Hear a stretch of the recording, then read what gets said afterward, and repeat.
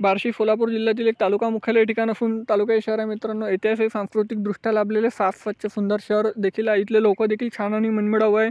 जर तुम्ही बार्शीमधून असाल तर चॅनलला सबस्क्राईब करायला विसरू नका, कारण येणारा पार्ट 2 लगेच येईल. त्यासाठी आता चॅनलला सबस्क्राईब करा. प्रत्येक बार्शी असेपर्यंत मित्रमंडळी नातेवाईकापर्यंत देखील जास्तीत जास्त व्हिडिओ शेअर करायला विसरू नका. तर बार्शीमधून तुम्ही कुठून आहे देखील मला कमेंट सेक्शनमध्ये कळवा.